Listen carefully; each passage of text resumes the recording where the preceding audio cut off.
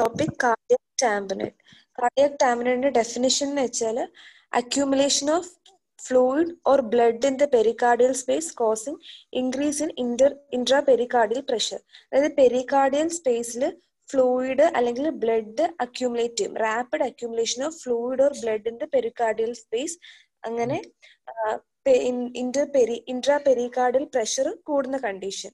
Rapid accumulation of fluid or blood in the pericardial space causing increase in intrapericardial pressure. അങ്ങനെ ഈ fluid fill ചെയ്ത് pressure കൂടുന്ന സമയത്തേക്ക് ഇത് കാർഡിയാക് ചേംബേഴ്സിനെ കംപ്രസ് ചെയ്യും. അതായത് നമ്മുടെ ഏട്രിയ വെൻട്രിക്കിൾസ് ഒക്കെ ഇല്ലേ, അങ്ങനെ കാർഡിയാക് ചേംബേഴ്സിനെ കംപ്രസ് ചെയ്യും. കംപ്രസ് ചെയ്യുന്ന സമയത്ത് വീനസ് റിട്ടേൺ കുറയും, അങ്ങനെ കാർഡിയാക് ഔട്ട്പുട്ടും കുറയും. അപ്പം compression of cardiac chambers which result to decrease in venous return and causes decrease in cardiac output. ഇത്രയാണ് ഡെഫിനിഷൻ ആയിട്ട് പറയുന്നത്. ഇനി ഇതിന്റെ കോസസ് പറയുമ്പോഴത്തേക്ക് ട്രോമ പറയണം, പിന്നെ pericardial effusion, progressive pericardial effusion, ഒരു ട്യൂബർകുലോസിസ് കൊണ്ടോ അല്ലെങ്കിൽ ഒരു വൈറൽ ഇൻഫെക്ഷൻ അല്ലെങ്കിൽ ബാക്ടീരിയൽ ഇൻഫെക്ഷൻ കാരണം ഉണ്ടാകുന്ന പെരികാർഡിയൽ എഫ്യൂഷൻ. അങ്ങനെ പ്രോഗ്രസീവ് പെരികാർഡിയൽ എഫ്യൂഷനും കാർഡിയാക് ടാമ്പറിന് കാരണമാക്കാം. പിന്നെ യുറീമിയ, റീനൽ ഫെയിലിയർ ഒക്കെ വരുന്ന സമയത്ത് യൂറിയയുടെ ഒക്കെ അളവ് കൂടും, അങ്ങനെ മൾട്ടിപ്പിൾ ഓർഗൻ ഡിസ്ഫങ്ഷൻ ഒക്കെ ഉണ്ടായിട്ട് അങ്ങനെയും കാർഡിയാക് ടാമ്പനേഡ് വരാം. അപ്പൊ കോസ് പറയുമ്പോൾ trauma, progressive pericardial effusion and uraemia. ഇനി നെക്സ്റ്റ് ഫീച്ചേഴ്സ് ആണ്. ഇതിന്റെ ഫീച്ചേഴ്സ് പറയുമ്പോഴത്തേക്ക് ഹൈപ്പോടെൻഷൻ, നമ്മൾ പറഞ്ഞില്ല കാർഡിയാക് ഔട്ട്പുട്ടും വീനസ് റിട്ടേൺ ഒക്കെ കുറഞ്ഞെന്ന് പറഞ്ഞു, അങ്ങനെ ഹൈപ്പോടെൻഷൻ. നെക്സ്റ്റ് ആണ് muffled or decreased heart sound ഒക്കെ ഡിക്രീസ്ഡ് ആയിട്ടായിരിക്കും. പിന്നെന്ന് വെച്ചാൽ ഇൻക്രീസ്ഡ് വീനസ് പ്രഷർ കൂടുതലായിട്ട് കാണാം, അങ്ങനെ ജുഗുലാർ വെയിൻസ് റേസ്ഡ് ആയിട്ട് കാണാം. Increased venous pressure and raised jugular veins. പിന്നെ കാർഡിയാക് ഡൾനെസ് വൈഡൻഡ് ആയിട്ട് കിട്ടും. നെക്സ്റ്റ് ആണ് പൾസസ് പാരഡോക്സ്, അതായത് ഇൻസ്പിറേഷന്റെ സമയത്ത് പൾസിന്റെ ഇന്റൻസിറ്റി കുറവായിരിക്കും എക്സ്പ്രഷനെ കാട്ടി, അതാണ് പൾസസ് പാരഡോക്സസ്. പിന്നെ എന്താ ഈ ഹൈപ്പോടെൻഷൻ ഒക്കെ ഭയങ്കര സിവിയർ ആവുകയാണെങ്കിൽ ഷോക്കും ഡെത്തും ഉണ്ടാകാം ഇൻ സിവിയർ കേസ്. അപ്പൊ ഫീച്ചേഴ്സ് പറയുമ്പം ഹൈപ്പോടെൻഷൻ പറയണം, muffled or decreased heart sounds, increased venous pressure with raised jugular veins, widened cardiac dullness, pulses paradoxes, shock and death in severe case. ഇത്രയാണ് ഫീച്ചേഴ്സ്, ക്ലിനിക്കൽ ഫീച്ചേഴ്സ് പറയേണ്ടത്. ഇതിനകത്ത് ആദ്യത്തെ 3 features ഇല്ലേ, hypotension, decreased heart sound, raised jugular veins, ഇതിനെ 3നെ കൂടി ഒരു triad ആയിട്ട് പറയും, ബെക്സ് ട്രയാഡ്. ബെക്സ് ട്രയാഡ് എന്തൊക്കെയാന്ന് ചോദിച്ചാല് hypotension, muffled heart sounds, raised jugular venous pressure, ഇതാണ് ബെക്സ് ട്രയാഡ്. ഈ ഇൻവെസ്റ്റിഗേഷൻ ഒന്നുമില്ല, സാധാ പറയുന്നത് തന്നെ ചെസ്റ്റ് എക്സ്റേ എടുക്കുക, അൾട്രാസൗണ്ട് എടുക്കുക. ചെസ്റ്റ് എക്സ്റേയും അൾട്രാസൗണ്ടും. ഡിഫറൻഷ്യൽ ഡയഗ്നോസിസ് ആണ് ടെൻഷൻ ന്യൂമോതൊറാക്സ്. ഇതുപോലെ ഫ്ലൂയിഡ് കെട്ടി നിൽക്കുന്ന കണ്ടീഷനാണ് ടെൻഷൻ ന്യൂമോതൊറാക്സ്. അതിനകത്തും ഹൈപ്പോടെൻഷനും ടെക്കിക്കാർഡിയ അങ്ങനെ ഫീച്ചേഴ്സ് ഒക്കെ ഉണ്ട്. അപ്പൊ DD പറയുമ്പോഴത്തേക്ക് ടെൻഷൻ ന്യൂമോതൊറാക്സ് പറയാം. ഇനി ട്രീറ്റ്മെന്റ്, ഇപ്പം ഫ്ലൂയിഡ് അല്ലെങ്കിൽ ബ്ലഡ് ഇങ്ങനെ പെരികാർഡിയൽ സ്പേസിനകത്ത് കളക്ട് ചെയ്ത് നിൽക്കുകയാണ്. അപ്പൊ നമ്മൾ എന്ത് കൊടുക്കണം, അതിനെ ഡ്രെയിൻ ചെയ്യണം. അപ്പം ഡ്രെയിൻ ചെയ്യാൻ വേണ്ടിയിട്ട് പെരികാർഡിയൽ ടാപ്പ് ചെയ്യുക, അതായത് നീഡിൽ പെരികാർഡിയോസെനസിസ്, ഒരു നീഡിൽ പെരികാർഡിയൽ കാവിറ്റിയിലോട്ട് ഒരു നീഡിൽ ഇട്ടിട്ട് ഫ്ലൂയിഡിനെ ഡ്രെയിൻ ചെയ്തെടുക്കുക, അതാണ് needle pericardiocentesis and pericardial tap. പിന്നെ ഭയങ്കര സിവിയർ കേസ് ആണെങ്കിൽ ഓപ്പൺ കാർഡിയോട്ടമി, അതായത് പെരികാർഡിയം നമ്മൾ ഓപ്പൺ ചെയ്തിട്ട് ആ ഫ്ലൂയിഡ് ഡ്രെയിൻ ചെയ്ത് കളയും, അതാണ് ഓപ്പൺ പെരികാർഡിയോട്ടമി. ഇപ്പൊ treatment pericardial tap, needle pericardiocentesis and open pericardiotomy. ഇത്രയാണ് കാർഡിയക് ടാമ്പനേഡ്. കൊച്ചു ടോപ്പിക്. ഡെഫിനിഷൻ പറയുക, rapid accumulation of fluid or blood in the pericardial space causing increase in pericardial pressure. അങ്ങനെ compression of cardiac chambers, വിഎസ് റിട്ടേണും cardiac ഔട്ട്പുട്ടും കുറയും. Cause പറയുമ്പോൾ 3 cause പറയാം, ട്രോമ, പെരികാർഡിയൽ എഫ്യൂഷൻ, യൂറീമിയ. പിന്നെ ഫീച്ചേഴ്സ് പറയുമ്പോൾ അതിനകത്ത് ബെക്സ് ട്രയാഡ് കൂടി പറയണം, hypotension, muffled heart sounds, raised jugular venous pressure. പിന്നെ investigation chest x-ray, ultrasound. DD പറയുന്നത് ടെൻഷൻ ന്യൂമോതൊറാക്സ്. പിന്നെ ട്രീറ്റ്മെന്റും പറയാം. ഇത്ര മനസ്സിലായോ? മനസ്സിലായി. അപ്പൊ ഇതാണ് ഫസ്റ്റ് ടോപ്പിക്, കാർഡിയാക് ടാമ്പനേഡ്. കുറെ ടോപ്പിക് ഉള്ളതുകൊണ്ട് പെട്ടെന്ന് പോവാണ്. സ്പീഡ് കൂടുതലാണെങ്കിൽ പറയണേ.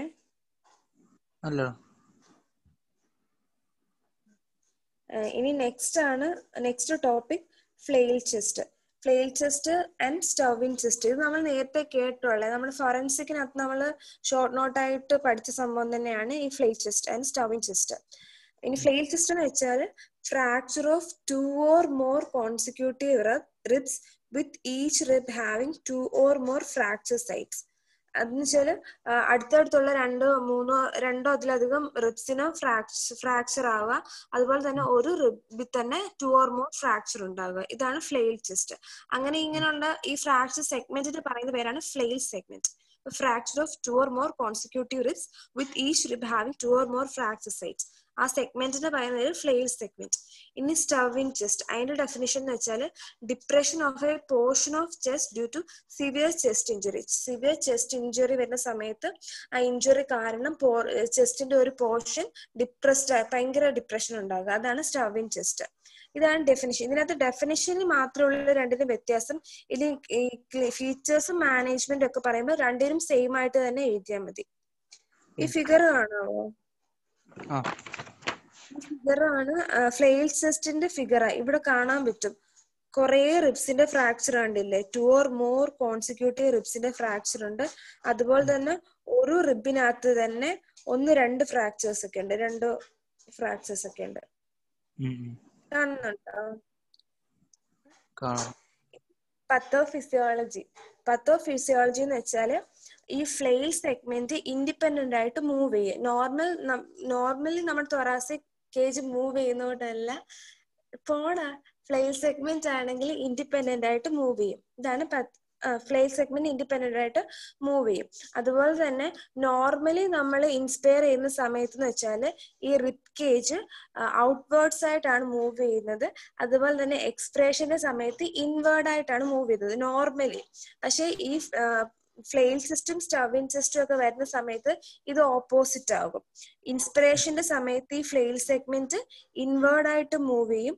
എക്സ്പ്രഷന്റെ സമയത്ത് ഫ്ലെയിൽ സെഗ്മെന്റ് ഔട്ട്വേർഡ് ആയിട്ട് മൂവ് ചെയ്യും. During inspiration flail segment moves inwards and എക്സ്പ്രഷന്റെ സമയത്ത് ഔട്ട്വേർഡ്സ് ആയിട്ട് മൂവ് ചെയ്യും. അങ്ങനെ ഇതിങ്ങനെ ഫ്ലെയിൽ സെഗ്മെന്റ് തോന്നിയ രീതിയിലൊക്കെ മൂവ് ചെയ്യുന്നതുകൊണ്ട് കുറെ ഫിസിയോളജിക്കൽ ഡിറേഞ്ച്മെന്റ്സ് ഉണ്ട്. പത്തോഫിസിയോളജി ജസ്റ്റ് ഒന്ന് ഓർത്തിരുന്നാൽ മതി, മെൻഷൻ ചെയ്യാം. ഇന്ന് ഫിസിയോളജിക്കൽ ഡിറേഞ്ച്മെന്റ്സ് എന്തൊക്കെയാന്ന് ചോദിച്ചാൽ പാരഡോക്സിക്കൽ റെസ്പിറേഷൻ. അതായത് റെസ്പിറേഷനിൽ ഈ നോർമലി അല്ല ഇത് മൂവ് ചെയ്യുന്നത്. ഇൻസ്പിറേഷന്റെ സമയത്ത് ഇൻവേർഡ്സ് ആയിട്ട് മൂവ് ചെയ്യും. എക്സ്പിറേഷന്റെ സമയത്ത് ഔട്ട്വേർഡ്സ് ആയിട്ട് മൂവ് ചെയ്യും. അങ്ങനത്തെ ആ റെസ്പിറേഷന് പറയുന്നതാണ് പാരഡോക്സിക്കൽ റെസ്പിറേഷൻ. ഇങ്ങനെ റെസ്പിറേഷൻ നടക്കുമ്പോഴത്തേക്ക് വെന്റിലേറ്ററി ലങ് സർഫസ് കുറയും, റെസ്പിറേറ്ററി ഡിസ്ഫങ്ഷൻ ഉണ്ടാവും. പാരഡോക്സിക്കൽ റെസ്പിറേഷൻ ഓർക്കുക. പിന്നെ മീഡിയസ്റ്റൈനൽ ഫ്ലട്ടർ എന്ന് വെച്ചാല് ചെസ്റ്റ് ഇഞ്ചുറി ഉള്ള സമയത്ത് ആ ഇഞ്ചേർഡ് ചെസ്റ്റിൽ കൂടി അകത്തോട്ട് എയർ എൻട്രി ചെയ്യും. എയർ എൻ്റർ ചെയ്യുന്ന സമയത്ത് ഈ മീഡിയസ്റ്റനം മൂവ് ചെയ്യും. മീഡിയസ്റ്റനത്തിലുള്ള ഓർഗൻസും ടിഷ്യൂസും ഒക്കെ മൂവ് ചെയ്യും. അതാണ് മീഡിയസ്റ്റൈനൽ ഫ്ലട്ടർ. എയർ എൻട്രി കാരണം മീഡിയസ്റ്റനം മൂവ് ചെയ്യുന്നു. അങ്ങനെ ഇത് മൂവ് ചെയ്യുമ്പോഴത്തേക്ക് അവിടെ ഉള്ള ഗ്രേറ്റ് വെസൽസിനൊക്കെ കിങ്കിങ് ഉണ്ടാവും. അതായത് ഒരു ട്വിസ്റ്റിങ് അല്ലെങ്കിൽ കർവിങ് ഒക്കെ ഉണ്ടാവും എന്ന് പറയും. അതാണ് മീഡിയസ്റ്റൈനൽ ഫ്ലട്ടർ. അതുകൊണ്ട് സഡൻ കാർഡിയക് അറസ്റ്റ് ഒക്കെ ഉണ്ടാകാം. അതാണ് മീഡിയസ്റ്റൈനൽ ഫ്ലട്ടർ. പിന്നെ പെൻഡുലാർ മൂവ്മെന്റ് ഓഫ് എയർ, ഒരു ലെങ്ങിൽ നിന്ന് മറ്റേ ലെങ്ങിലോട്ട് ഇങ്ങനെ മൂവ്മെന്റ് ഓഫ് എയർ ഇങ്ങനെ നടന്നുകൊണ്ടിരിക്കും. അപ്പൊ എന്താ, രണ്ട് ലെങ്സിനകത്തോട്ട് നോർമലി എയർ കയറാൻ പറ്റാതാവും. നോർമൽ എയർ കയറുന്നില്ല. അങ്ങനെ റെസ്പിറേറ്ററി ഫെയിലിയർ ഉണ്ടാകാം. Pendular movement of air. ഇനി ഇതിനെ അസോസിയേറ്റ് ചെയ്ത് എന്തെങ്കിലും ഹീമോതൊറാക്സ്, ന്യൂമോതൊറാക്സ് അല്ലാതെ വേറെ അസോസിയേറ്റഡ് ഇഞ്ചുറീസ് ഉണ്ടെങ്കിൽ ഈ പറഞ്ഞ ഡിറേഞ്ച്മെന്റ്സ് ഒക്കെ അഗ്രിവേറ്റ് ചെയ്യും. പിന്നെ അതുപോലെ തന്നെ ഇൻസ്പിറേഷൻ ഒക്കെ അഫക്ട് ചെയ്യുന്നതുകൊണ്ട് ഹൈപ്പോ വെന്റിലേഷനും ഉണ്ടാകും. അങ്ങനെ കാർബൺ ഡയോക്സൈഡ് റീറ്റൻഷനും റെസ്പിറേറ്ററി ഫെയിലിയറും ഉണ്ടാകും. അപ്പൊ ഡിറേഞ്ച്മെന്റ്സ് ഓർക്കേണ്ടതെന്ന് വെച്ചാല് പാരഡോക്സിക്കൽ റെസ്പിറേഷൻ, മീഡിയസ്റ്റൈനൽ ഫ്ലട്ടർ പറയണം, pendular movement of air, pulmonary condition. എനിക്ക് മനസ്സിലായില്ല കേട്ടോ. ഇതാണ് ഫ്ലെയിൽ ചെസ്റ്റിന്റെ ഡിറേഞ്ച്മെന്റ്സ്. ഇനി ഫ്ലെയിൽ ചെസ്റ്റിന്റെ ടൈപ്സ് എന്ന് പറഞ്ഞ ടെക്സ്റ്റ് പറയുന്നുണ്ട്. Anterior, lateral, posterior. ആന്റീരിയർ എന്ന് വെച്ചാൽ കോസ്റ്റോകോൺഡ്രൽ ജംഗ്ഷനിലായിരിക്കും ഫ്രാക്ചർ ഉള്ളത്. ലാറ്ററൽ ആകുമ്പം റിബിന്റെ ഷാഫ്റ്റിനകത്ത് ഫ്രാക്ചർ ഉണ്ട്. പോസ്റ്റീരിയർ ആകുമ്പോൾ ബാക്കിലായിരിക്കും ഫ്രാക്ചർ. ഇനി പ്രോബ്ലംസ് നമ്മൾ പറഞ്ഞ ഈ മീഡിയസ്റ്റൽ ഫ്ലട്ടർ ഒക്കെ ഉണ്ടായിട്ട് സഡൻ കാർഡിയക് അറസ്റ്റ് ഉണ്ടാകാം. പിന്നെ റെസ്പിറേറ്ററി ഫെയിലിയർ ഉണ്ടാകാം. അതുപോലെ തന്നെ റെസ്പിറേറ്ററി ഡിസ്ട്രസ് ARDS ഉണ്ടാകാം. Haemothorax, infection. ഇതൊക്കെയാണ് problems. Cardiac arrest, respiratory failure, haemothorax, infection, ARDS. ഇനി ഇത് ചുമ്മാ ടൈപ്സ് ഓഫ് ഫ്ലെയിൽ ചെസ്റ്റ് ചുമ്മാ കാണിച്ചേക്കുന്നുണ്ട്. ആന്റീരിയർ ടൈപ്പില് കോസ്റ്റോകോൺഡ്രൽ ജംഗ്ഷനിലാണ് ഫ്രാക്ചർ. കോസ്റ്റോകോൺഡ്രൽ ജംഗ്ഷനിലായിട്ടാണ് ഫ്രാക്ചർ. ലാറ്ററലി ആകുമ്പോൾ അതിന്റെ ഷാഫ്റ്റിന്റെ ഫ്രാക്ചർ. പിന്നെ ഇത് പോസ്റ്റീരിയറിലുള്ള ഫ്രാക്ചർ. ഇത്രയാണ് ടൈപ്സ് ഓഫ് ഫ്ലെയിൽ ചെസ്റ്റ്. ഇനി ഫസ്റ്റ് എയ്ഡ് എന്ന് വെച്ചാൽ ഈ ഫ്ലെയിൽ സെഗ്മെന്റ് ഇങ്ങനെ ഇൻസ്പിറേഷന്റെ സമയത്ത് ഇങ്ങനെ മൂവ് ചെയ്ത് നമ്മൾ പ്രിവെന്റ് ചെയ്യണം.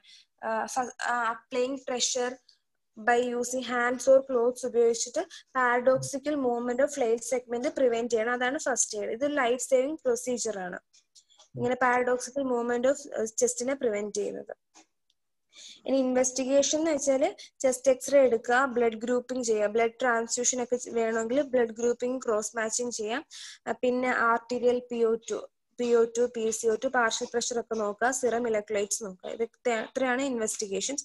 പിന്നെ ട്രീറ്റ്മെന്റ് എന്ന് വെച്ചാൽ ഫ്രാക്ചർ റിബ്സിനെ ക്ലിപ്പ് ചെയ്ത് വെക്കുക. അതുപോലെ മുകളിലത്തെയും താഴത്തെ റിബ്സുമായിട്ട് നോർമൽ റിബ്സുമായിട്ട് ഫിക്സ് ചെയ്ത് വെക്കുക. ഫ്രാക്ചർ ക്ലിപ്പ് ചെയ്തിട്ട് മുകളിലത്തെയും താഴത്തെയും റിബ്സുമായിട്ട് ഫിക്സ് ചെയ്ത് വെക്കുക. അതാണ് ട്രീറ്റ്മെന്റ്. പിന്നെ ഇന്റർകോസ്റ്റൽ ട്യൂബ് ഡ്രെയിനേജ്. ഇപ്പൊ അസോസിയേറ്റഡ് ഹീമോതെറാക്സ് ഒക്കെ ഉണ്ടെങ്കിൽ ഫ്ലൂയിഡ്സ് ഒക്കെ കെട്ടി നിൽക്കുകയാണെങ്കിൽ ഫ്ലൂയിഡ്സിനെ ഡ്രെയിൻ ചെയ്യുക. അതാണ് ഇന്റർകോസ്റ്റൽ ട്യൂബ് ഡ്രെയിനേജ്. പിന്നെ ആന്റിബയോട്ടിക്സ്, ഇൻഫെക്ഷൻസ് പ്രിവെന്റ് ചെയ്യാനായിട്ട് ആന്റിബയോട്ടിക്സ് കൊടുക്കുക. ബ്ലഡ് ട്രാൻസ്ഫ്യൂഷൻ, IV ഫ്ലൂയിഡ്സ് കൊടുക്കാം. ബ്രോങ്കോ ഡയലേറ്റേഴ്സും സ്റ്റിറോയിഡ്സും. ഈ ARDSും റെസ്പിറേറ്ററി ഫെയിലിയർ ഒക്കെ ഉണ്ടെന്ന് പറഞ്ഞില്ലേ, അപ്പം ബ്രോങ്കോ ഡയലേറ്റേഴ്സ്, സ്റ്റിറോയിഡ്സ് കൊടുക്കാം. വെന്റിലേറ്റർ സപ്പോർട്ട് വിത്ത് IPPV. IPPV എന്ന് വെച്ചാല് അറിയാമോ ആർക്കെങ്കിലും? ഇന്റർമീഡിയന്റ് പോസ്റ്റ് പ്രഷർ വെന്റിലേഷൻ. അതാണ് IPPV. വെന്റിലേറ്റർ സപ്പോർട്ട് കൊടുക്കാം. തൊറാക്കോട്ടമി ഇഫ് റിക്വയർഡ്. ഹലോ, അപ്പൊ അത്ര ഫ്ലെയിൽ ചെസ്റ്റ്. ഡെഫിനിഷൻ നോക്കുക. രണ്ടിന്റെയും ഫ്ലെയിൽ ചെസ്റ്റിന്റെയും സ്റ്റർവിംഗ് ചെസ്റ്റിന്റെയും ഡെഫിനിഷൻ നോക്കണം. പിന്നെ ബാക്കിയുള്ളതൊക്കെ ഒന്നായിട്ട് എഴുതിയാൽ മതി. ഏത് ചോദിച്ചാലും ഒരു കാര്യം തന്നെ എഴുതി വെച്ചാൽ മതി. പത്തോഫിസിയോളജി പറയുന്നുണ്ട്. പിന്നെ ഡിറേഞ്ച്മെന്റ് അത് എഴുതി വെക്കുന്നത്. Paradoxical respiration, mediastinal flutter, pendular movement of air, പിന്നെ ഹൈപ്പർ വെന്റിലേഷൻ ഉണ്ട്, പൾമറി കണ്ടീഷൻ. പിന്നെ പ്രോബ്ലംസ് ആണ് cardiac arrest, respiratory failure, haemothorax, infection, ARDS. പിന്നെ ഫസ്റ്റ് എയ്ഡ് ആയിട്ടുള്ളത് ഫസ്റ്റ് എയ്ഡ് പറയണം കേട്ടോ. പാരഡോക്സിക്കൽ മൂവ്മെന്റ് ഓഫ് ഫ്ലെയിൽ ചെസ്റ്റിനെ പ്രിവെന്റ് ചെയ്ത് വെക്കുന്നത്. പിന്നെ ഇൻവെസ്റ്റിഗേഷനും ട്രീറ്റ്മെന്റും. മനസ്സിലായോ? നെക്സ്റ്റ് ടോപ്പിക്കിലോട്ട് പോട്ടെ. നെക്സ്റ്റ് ആണ്, ഇത് 2 മാർക്കും ചോദിക്കുന്ന ഒരു ടോപ്പിക്കാണ്. Evaluation of blunt trauma abdomen. Abdominal ഒരു ബ്ലണ്ട് ട്രോമ അബ്ഡോമൻ ഉണ്ടെങ്കിൽ നമ്മൾ എങ്ങനെ ഇവാലുവേറ്റ് ചെയ്യുക? അതൊന്നുമില്ല, നമ്മൾ എപ്പോഴും പറയുന്ന ഇൻവെസ്റ്റിഗേഷൻ തന്നെയാണ് പറയുന്നത്. First ultrasound abdomen. അൾട്രാസൗണ്ട് അബ്ഡോമനെ പറ്റി നമുക്ക് അറിയാവുന്നതൊക്കെ ഇത് വെക്കാം. യൂസ്ഫുൾ മെത്തേഡ് ആണ്, സിമ്പിൾ ആണ്, നോൺ ഇൻവെസീവ് മെത്തേഡ് ആണ്. ഇപ്പൊ ഒരു നെഗറ്റീവ് അൾട്രാസൗണ്ട് നെഗറ്റീവ് ആണെന്ന് എന്ത് മീനിങ് എന്ന് വെച്ചാൽ ഇമ്മീഡിയറ്റ് ആയിട്ടുള്ള ഇന്റർവേഷൻ ഒന്നും വേണ്ട, കൺസർവേറ്റീവ് മാനേജ്മെന്റ് മതി. നെഗറ്റീവ് USG ആണെങ്കിൽ അത്ര പ്രശ്നം ഇല്ലെന്നാണ്. ഇനി അഡ്വാൻറ്റേജ് എന്താണെന്ന് വെച്ചാൽ ഇതിനകത്ത് റേഡിയേഷൻ ഒന്നും വേണ്ട, ബെഡ് സൈഡിൽ തന്നെ നമുക്ക് ചെയ്യാൻ പറ്റും, കോസ്റ്റ് എഫക്റ്റീവ് ആണ്, അതുപോലെ തന്നെ ഹൈ സെൻസിറ്റിവിറ്റി ഉണ്ട്, ഹൈ സ്പെസിഫിസിറ്റി ഉണ്ട്. ഇതൊക്കെയാണ് അഡ്വാൻറ്റേജ്. ഡിസഡ്വാൻറ്റേജ് എന്ന് വെച്ചാൽ ഒബീസ് പേഷ്യന്റിനകത്ത് ഇത് ലെസ് യൂസ്ഫുൾ ആയിരിക്കും. അല്ലെങ്കിൽ എന്തെങ്കിലും ഗ്യാസ് ഒക്കെ വല്ലതും വന്ന് കെട്ടിക്കിടക്കുവാണെങ്കിൽ സ്ട്രക്ചേഴ്സ് ഒന്നും ക്ലിയർ ആയിട്ട് കാണാൻ പറ്റത്തില്ല. അതുപോലെ തന്നെ റിട്രോ പെരിട്ടോണിയൽ ഇഞ്ചുറി ഉണ്ടെങ്കിൽ നമുക്ക് അതും കാണാൻ പറ്റത്തില്ല. അതാണ് ഡിസഡ്വാൻറ്റേജസ്. ഇനി നെക്സ്റ്റ് പറയുന്നത് fast focused abdominal sonar for trauma. അത് വെച്ചാൽ അൾട്രാസൗണ്ട് ഓഫ് പെൽവിക് സ്ട്രക്ചേഴ്സിന്റെ അൾട്രാസൗണ്ട് എടുക്കുക ട്രോമയുടെ സമയത്ത്. ഇതാണ് ഫാസ്റ്റ്. അപ്പൊ നമുക്ക് പെരികാർഡിയം കാണാം, സ്പ്ലീൻ കാണാം, ലിവർ കാണാം, അതുപോലെ തന്നെ പെൽവിക് ഏരിയാസ് ഒക്കെ കാണാം. ഇതാണ് fast focused abdominal sonar for trauma. ഇത്രയാണ് അൾട്രാസൗണ്ടിനെ പറ്റി പറയേണ്ടത്. നെക്സ്റ്റ് ആണ് DPL, ഡയഗ്നോസ്റ്റിക് പെരിട്ടോണിയൽ ലാവേജ്. ഇത് ബ്ലണ്ട് ഇഞ്ചുറി അബ്ഡമിനിൽ ഭയങ്കര യൂസ്ഫുൾ ആണ്. ഇതിനകത്തൊന്നുമില്ല, നമ്മള് സബ് അംബിലിക്കസിന്റെ താഴെ കൂടെ ഒരു കത്തീറ്റർ ഇട്ടിട്ട് ഒരു ഫ്ലൂയിഡ്, നോർമൽ സലൈൻ അല്ലെങ്കിൽ റിംഗർ ലാക്ടേറ്റ് പെരിട്ടോണിയൽ ക്യാവിറ്റിയിലോട്ട് നമ്മൾ ഇൻഫ്യൂസ് ചെയ്യും. എന്നിട്ട് പേഷ്യന്റിനെ പല ഡിഫറെന്റ് പൊസിഷനിലോട്ട് ഇടും, സൈഡ് ടു സൈഡിലോട്ടും പൊസിഷനൊക്കെ ചേഞ്ച് ചെയ്ത് നിൽക്കുക. അതായത് പെരിട്ടോണിയൽ ക്യാവിറ്റിയിലോട്ട് ഈ ഫ്ലൂയിഡ്സ് മൊത്തം ഇതാക്കാനായിട്ട് പേഷ്യന്റിന്റെ പൊസിഷൻ നമ്മൾ മാറ്റും. എന്നിട്ട് നമ്മൾ ഈ ഫ്ലൂയിഡിനെ തിരിച്ച് ആസ്പിറേറ്റ് ചെയ്തെടുക്കും, എന്നിട്ട് അസസ് ചെയ്യും. അപ്പൊ സംഭവം എന്ന് വെച്ചാല് സബ് അംബിലിക്കൽ കത്തീറ്റർ വഴി പെരിട്ടോണിയൽ ക്യാവിറ്റിയിലോട്ട് റിംഗർ ലാക്ടേറ്റ് അല്ലെങ്കിൽ നോർമൽ സലൈൻ ഇൻഫ്യൂസ് ചെയ്യും. പേഷ്യന്റിന്റെ പൊസിഷൻസ് ഡിഫറെന്റ് പൊസിഷനിലേക്ക് എടുത്തിട്ട് പിന്നെ നമ്മൾ തിരിച്ച് ഫ്ലൂയിഡ് ആസ്പിറേറ്റ് ചെയ്തെടുത്തും എന്നിട്ട് ആ ഫ്ലൂയിഡിനെ അസസ് ചെയ്യും. ഇനി ഈ ലാവേജ് ഈ DPL പോസിറ്റീവ് ആണോ എന്ന് പറയണമെങ്കിൽ ഇതിൽ ഏതെങ്കിലും ഒരു ക്രൈറ്റീരിയ ഫുൾഫിൽ ചെയ്യണം. ഒന്നുകിൽ നമ്മൾ ഈ തിരിച്ചെടുക്കുന്ന ആ ഫ്ലൂയിഡ്, ആസ്പിറേറ്റ് ചെയ്തെടുത്ത ഫ്ലൂയിഡിനകത്ത് 10 ml or more of gross blood 10 ml or more ആയിരിക്കണം, അല്ലെങ്കിൽ RBC count more than 1 lakh ആയിരിക്കണം per cubic mm. RBC count more than 1 lakh ആയിരിക്കണം, അല്ലെങ്കിൽ WBC കൗണ്ട് മോർ ദാൻ 500 ആയിരിക്കണം. പിന്നെ എന്തെങ്കിലും bile, bacteria, food particles, foreign bodies അങ്ങനെ എന്തെങ്കിലും ആ ഫ്ലൂയിഡിനകത്ത് കാണണം. അതുപോലെ തന്നെ amylase level in the fluid 175 IU/dl കൂടുതലായിരിക്കും. ഇതൊക്കെ ബൈ ഹാർട്ട് ചെയ്യാൻ പറ്റുന്ന സംഭവങ്ങളാണ്. ഏതെങ്കിലുമൊക്കെ കുറച്ച് ഓർത്ത് വെക്കാം. 10 ml or more of gross blood, RBC count 1 lakh കൂടുതലായിരിക്കണം, WBC കൗണ്ട് 500 കൂടുതലായിരിക്കണം, bile, bacteria, food particles, foreign body അങ്ങനെ എന്തെങ്കിലും സംഭവങ്ങൾ ഉണ്ടായിരിക്കണം, അല്ലെങ്കിൽ പിന്നെ അമൈലേസിന്റെ ലെവല് കൂടുതലായിരിക്കണം. ഇത്രയുള്ള DPLനകത്ത് നമ്മളൊരു ഫ്ലൂയിഡ് പെരിട്ടോണിയൽ ക്യാവിറ്റിയിലോട്ട് ഇൻഫ്യൂസ് ചെയ്തിട്ട് തിരിച്ച് ആസ്പിറേറ്റ് ചെയ്തിട്ട് അതിനെ അസസ് ചെയ്യുക. ഏതെങ്കിലും ക്രൈറ്റീരിയ ഫുൾഫിൽ ചെയ്യുന്നുണ്ടെങ്കിൽ ലാവേജ് പോസിറ്റീവ് ആണ്, അപ്പൊ പെരിട്ടോണിയത്തിലെ ഇഞ്ചുറീസോ അല്ലെങ്കിൽ പെരിട്ടോണിയത്തിനകത്ത് ബ്ലഡ് ഉണ്ടോ എന്നൊക്കെ അറിയാൻ പറ്റും. ഇതാണ് DPL. ഇനി കോൺട്രാ ഇൻഡിക്കേഷൻസ് ഫോർ DPL എന്ന് വെച്ചാല് ലാപ്രോട്ടമി എന്തുവായാലും ചെയ്യണം. അപ്പൊ നമ്മൾ ഓപ്പൺ ചെയ്ത് നോക്കുമ്പോൾ തന്നെ നമുക്ക് ഇഞ്ചുറി ഉണ്ടോ പെരിട്ടോണിയൊക്കെ കാണാൻ പറ്റും. അപ്പം ലാപ്രോട്ടമി നമ്മൾ ഇൻഡിക്കേറ്റഡ് ആണെങ്കിൽ അവിടെ DPL ചെയ്യേണ്ട ആവശ്യമില്ല. പിന്നെ പ്രീവിയസ് ലാപ്രോട്ടമി, പ്രഗ്നൻസി, ഒബിസിറ്റി ഇതിലൊക്കെയാണ് DPL കോൺട്രാ ഇൻഡിക്കേറ്റഡ് ആയിട്ടുള്ളത്. അത്രേ ഉള്ളൂ DPL. നെക്സ്റ്റ് ആണ് CT അബ്ഡമൻ. CT അബ്ഡമൻ നമ്മൾ അറിയാവുന്ന പോലെ എഴുതി വെക്കുക. മോസ്റ്റ് കോമൺ ആണ്, ബെറ്റർ ഇൻവെസ്റ്റിഗേഷൻ ആണ്, ബ്ലണ്ട് ട്രോമയിലും പെനിട്രേറ്റിംഗ് ട്രോമയിലും ഒക്കെ യൂസ്ഫുൾ ആയിട്ടുള്ള മെത്തേഡ് ആണ്. ഇപ്പം നമ്മൾ എന്തെങ്കിലും pancreas, spleen, liver, duodenum, retroperitoneal injuries എന്തെങ്കിലും സസ്പെക്ട് ചെയ്യുന്നുണ്ടെങ്കിൽ CT അബ്ഡമൻ ചെയ്യുക. അങ്ങനത്തെ ആ ഇഞ്ചുറീസ് ഒക്കെ കാണാൻ പറ്റും. പിന്നെ സ്മോളർ ഇഞ്ചുറീസ്, കുഞ്ഞു ഇഞ്ചുറീസ് വരെ കാണാൻ പറ്റും. ഹീമോപെരിട്ടോണിയം, ഏർലി ഹീമോപെരിട്ടോണിയം അസസ് ചെയ്യാൻ പറ്റും. നോൺ ഇൻവേസീവ് ആണ്, ഹൈലി സ്പെസിഫിക് ആണ്, ആക്യുറേറ്റ് ആണ്. ഇതൊക്കെ നമുക്ക് അറിയാവുന്നതുകൊണ്ടാണ് സ്പീഡിൽ പോകുന്നത് കേട്ടോ. അപ്പൊ CT അബ്ഡമൻ. പിന്നെ വേറെ കുറച്ച് പിന്നെ അതർ ഇൻവെസ്റ്റിഗേഷൻസ് എന്ന് പറഞ്ഞിട്ട് 2-3 ഇൻവെസ്റ്റിഗേഷൻ പറയുന്നുണ്ട്. Abdominal diagnostic paracentesis. ഇതിനകത്ത് ഒന്നുമില്ല, പെരിട്ടോണിയൽ ക്യാവിറ്റിയിലോട്ട് നമ്മൾ അബ്ഡോമിനൽ വാളിൽ അനസ്തേഷ്യ ഒക്കെ കൊടുത്തിട്ട് പെരിട്ടോണിയൽ ക്യാവിറ്റിയിലോട്ട് നമ്മൾ ഒരു നീഡിൽ ഇഞ്ചെക്ട് ചെയ്യും. എന്നിട്ട് നീഡിലിനെ സക്ഷൻ ചെയ്തുകൊണ്ടിരിക്കും. അപ്പൊ നമ്മളിങ്ങനെ വലിക്കുന്ന സമയത്ത് ബ്ലഡോ വല്ലതും വരുവാണെങ്കിൽ നമുക്ക് മനസ്സിലാവാം പെരിട്ടോണിയൽ ക്യാവിറ്റിക്കകത്ത് ബ്ലഡ് ഉണ്ട്, അപ്പൊ അവിടെ എന്തെങ്കിലും ഇഞ്ചുറി ഉണ്ടെന്ന് മനസ്സിലാക്കാം. ഇതിനകത്തൊരു 18G short bevel spinal needle അങ്ങനത്തെ പറയുന്നുണ്ട്. പെരിട്ടോണിയൽ ക്യാവിറ്റിയിലോട്ട് ഇഞ്ചെക്ട് ചെയ്യുക, കണ്ടിന്യൂസ് സക്ഷനിങ് ചെയ്യുക. പോസിറ്റീവ് ടാപ്പ് എന്ന് വെച്ചാൽ return of minimum 0.1 ml of non clotted blood. 0.1 ml of non clotted blood ഒക്കെ വന്നാൽ പോസിറ്റീവ് ടാപ്പ് എന്ന് പറയാം. ഇതാണ് അബ്ഡോമിനൽ ഡയഗ്നോസ്റ്റിക് പാരാസെനസിസ്.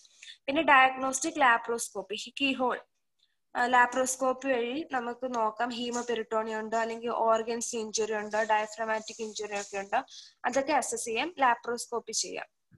പിന്നെ ആർട്ടീരിയോഗ്രഫി എന്ന് വെച്ചാൽ ആർട്ടറീസിനും വെസൽസിനും ഒക്കെ ഇഞ്ചുറി ഉണ്ടോ എന്ന് നോക്കാനായിട്ട്. Renal artery injury can be assist. ത്രോംബോസ് ഉണ്ടോ, ആർട്ടറിക്ക് സ്പാസം ഉണ്ടോ എന്നൊക്കെ നോക്കാൻ പറ്റും. പിന്നെ ഇന്റിമൽ ടിയേഴ്സ്, ആർട്ടറിയുടെ ഉള്ളിൽ ടിയേഴ്സ് ഉണ്ടോ, മുറിവൊക്കെ ഉണ്ടോ എന്ന് അറിയാൻ പറ്റും. അന്യൂറിസം കാണാം, അയോട്ടിക് ഒക്ലൂഷൻ, ഇതൊക്കെ വെൽ ഡയഗ്നോസ് ചെയ്യാൻ പറ്റും. ഇതാണ് ആർട്ടീരിയോഗ്രഫി. പിന്നെ ഡോപ്ലർ ചെയ്യാം, മേജർ വെസൽസ് നോക്കാനായിട്ട് ഡോപ്ലർ ചെയ്യാം. ഇൻഫീരിയർ വീന കാവ, അയോട്ട, ഇലിയാക് വെസൽസ്, പോർട്ടൽ സിസ്റ്റം, ഇതൊക്കെ നോക്കാൻ പറ്റും ഡോപ്ലർ വഴി. അപ്പം ബ്ലഡ് ട്രോമയുടെ ഇവാലുവേഷൻ അത് നമ്മൾ പറയുന്നത് അൾട്രാസൗണ്ട് അബ്ഡമൻ പറയണം. പിന്നെ DPL ഡയഗ്നോസ്റ്റിക് പെരിട്ടോണിയൽ ലാവേജ് പറയണം. പിന്നെ നമ്മുടെ CT അബ്ഡമൻ. പിന്നെ അതർ ഇൻവെസ്റ്റിഗേഷൻസ് എന്ന് പറഞ്ഞിട്ട് അബ്ഡോമിനൽ ഡയഗ്നോസ്റ്റിക് പാരാസിനസിസ്, ഡയഗ്നോസ്റ്റിക് ലാപ്രോസ്കോപ്പി, ആർട്ടീരിയോഗ്രഫി, പിന്നെ ഡോപ്ലർ. ഹലോ, കേൾക്കുന്നുണ്ടോ? മനസ്സിലായോ?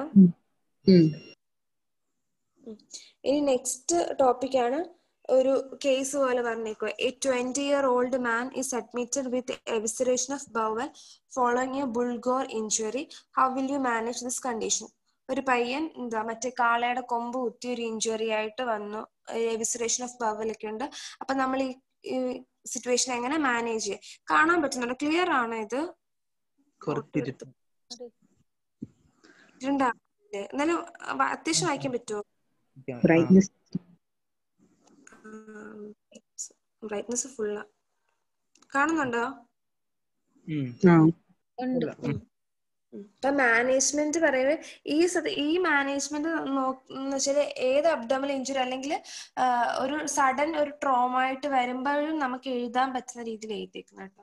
അപ്പൊ മാനേജ്മെന്റിൽ ആദ്യം വെച്ചാൽ initial evaluation of the patient വരുമ്പോൾ നമ്മൾ ഇവാലുവേറ്റ് ചെയ്യുക. ഫിസിയോളജിക്ക് സ്റ്റെബിലൈസേഷൻ, പേഷ്യന്റിനെ സ്റ്റെബിലൈസ് ചെയ്യുക. കൺട്രോൾ ഓഫ് ഹെമറേജ് ഉണ്ടെങ്കിൽ അതിനെ കൺട്രോൾ ചെയ്യുക. പിന്നെ abdominal ഇഞ്ചുറിയുടെ management.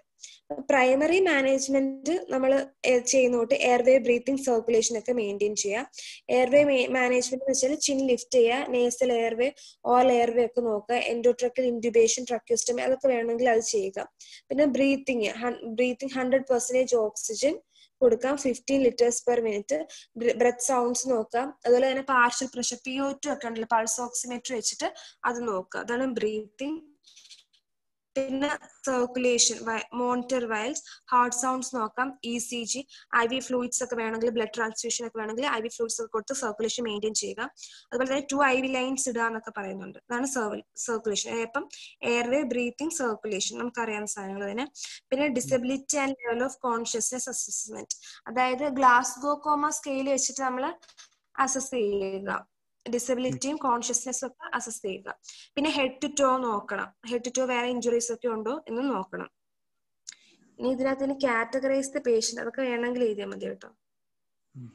Categorise the patient 1 ആണെങ്കിൽ ഡിസീസ്ഡ്, 2 ആണെങ്കിൽ വാക്കിംഗ് വൂണ്ടഡ്, 3 ആണെങ്കിൽ ഇമ്മബൈൽ വൂണ്ടഡ്, 4 ട്രാപ്ഡ് വൂണ്ടഡ്.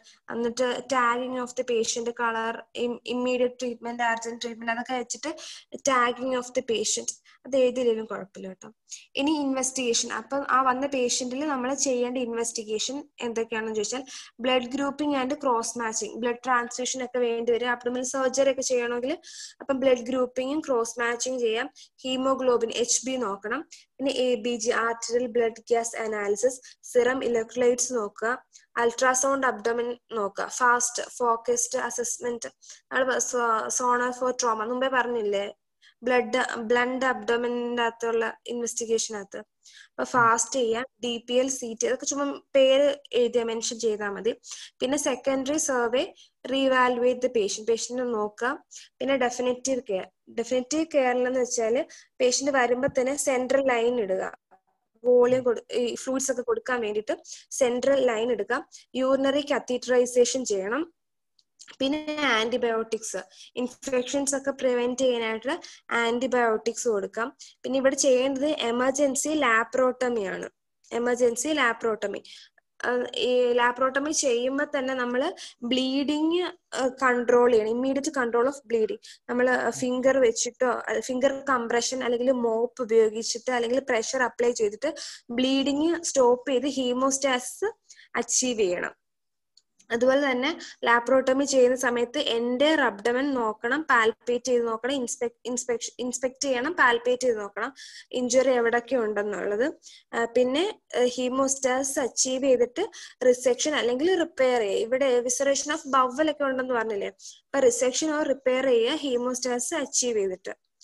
പിന്നെ ഒരുപാട് ബ്ലഡ് ഒക്കെ പോയി ലാപ്രോട്ടോമി ഒക്കെ ചെയ്യില്ല. അപ്പം ഓട്ടോ ട്രാൻസിഷൻ ഓഫ് ബ്ലഡ് ഒന്നെങ്കിൽ ആ പേഷ്യന്റിന്റെ ബ്ലഡ് ഹെമറേജ് ഉണ്ടായ ബ്ലഡ് തന്നെ നമുക്ക് തിരിച്ച് പ്യൂരിഫൈ ചെയ്തിട്ട് തിരിച്ചു വിടാം, അല്ലെങ്കിൽ നമ്മൾ സാധാരണ ചെയ്യുന്ന ട്രാൻസിഷൻ ഓഫ് ബ്ലഡ് ചെയ്യാം. പിന്നെ ന്യൂട്രീഷൻ ഒക്കെ മെയിൻറ്റെയിൻ ചെയ്യാനായിട്ട് ജെജിനോസ്റ്റമി ചെയ്യാം. പിന്നെ ICU കെയർ കൊടുക്കുക, അതായത് മൾട്ടിപ്പിൾ ബ്ലഡ് ട്രാൻസ്ഫ്യൂഷൻ, സെപ്സിസ് ഉണ്ടാവാതിരിക്കാൻ അതിന്റെ മാനേജ്മെന്റ് ചെയ്യുക, റെസ്പിറേഷൻ മെയിൻറ്റെയിൻ ചെയ്യണം, ഇലക്ട്രോലൈറ്റിക് ചേഞ്ചസ് ഒക്കെ ഉണ്ടെങ്കിൽ അത് IV ഫ്ലൂയിഡ്സ് ഒക്കെ കൊടുത്ത് മാനേജ്മെന്റ് ചെയ്യണം. പിന്നെ ഡീപ് വെയിൻ ത്രോംബോസിസ്, DIC അതൊക്കെ വരാതിരിക്കാൻ പ്രിവെന്റ് ചെയ്യുക.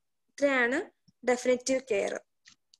Central line for volume replacement, urinary catheterisation ചെയ്യണം, പ്രൊഫൈലാക്റ്റിക് ആന്റിബയോട്ടിക്സ് കൊടുക്കാം, എമർജൻസി ലാപ്രോട്ടമി, അങ്ങനെ ഹീമോസ്റ്റാസിസ് അച്ചീവ് ചെയ്യാനുള്ള മെത്തേഡ്സ്, എൻഡയർ അബ്ഡമൻ നോക്കണം, റിസെക്ഷനും റിപ്പയറും ഒക്കെ ചെയ്യണം.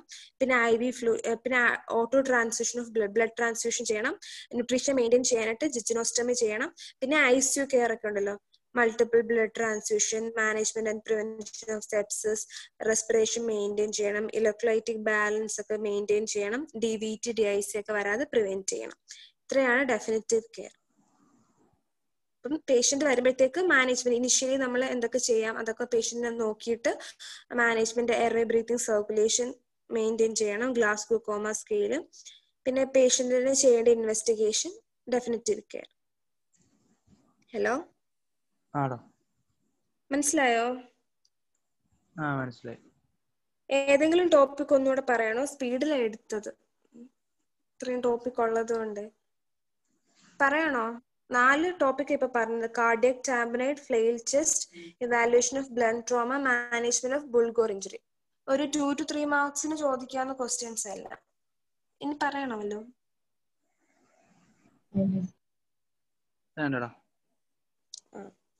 Okay, thank you. പിന്നെ ഈ ടോർസോട്രോമയ്ക്കകത്തിന് സ്പോണ്ടേനിയസ് ന്യൂമോതൊറാക്സ്, ഹീമോതൊറാക്സ് ഉണ്ട്. അപ്പൊ ന്യൂമോതൊറാക്സ് പൾമണോളജിയിൽ ഗോപിക എടുത്തിട്ടുണ്ട്. അപ്പൊ എന്റെ ക്ലാസ് അവിടെ കിടപ്പുണ്ട്, അതുകൊണ്ട് പിന്നെ എടുക്കാനാട്ടോ. ഓക്കെ, അപ്പൊ അത്ര. ശരി, ബൈ. ഓക്കെ.